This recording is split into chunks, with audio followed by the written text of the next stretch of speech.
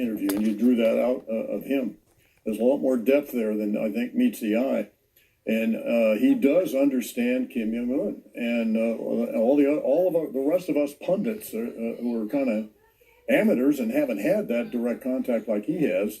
Let me ask you something. You've been around a lot of bad people in your life on the leadership level. I'm not talking about American politics. I'm talking about like killers and people. For Dennis, and I've been with Dennis a number of times now, and he believes that two things can be true at once: that Kim Jong-un is good to him, has a good heart, but that what he calls politics, he's talking about a murderous regime. Can two things like that exist at the same time? Yes, they can. I believe he made a good point about that, although he kind of dismissed as political the brutality of the regime, and it is. But we've had dealings with official diplomatic dealings with brutal regimes in the past, and it is, for me, it's pragmatic. What is the best interest of furthering peace and stability in the world? And that's what really is at stake here. And I think Dennis's point about let's focus on now and the future is a good one.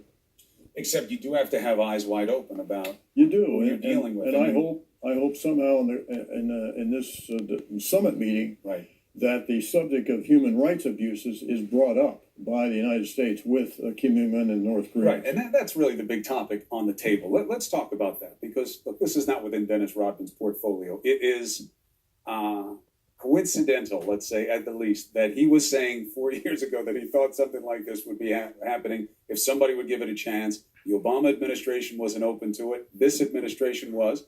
And now here we are. But human rights matters. You can't do a deal with a country if they're not going to change their practices on a fundamental level of freedom and the price of murder for political objection.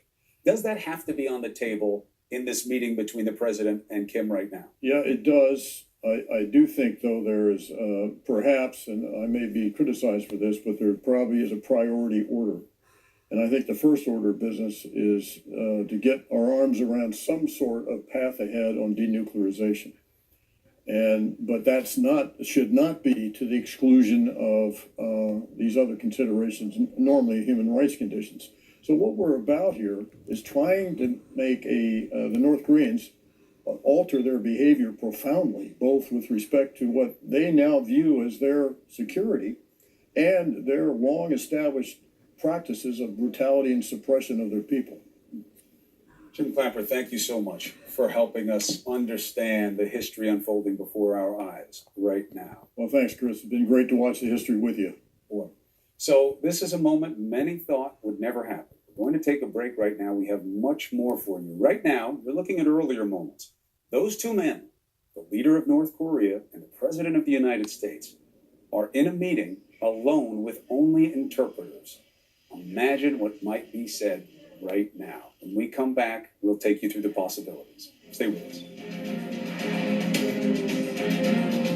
Cuomo Primetime, brought to you by Hilton. Get more from your getaway with exclusive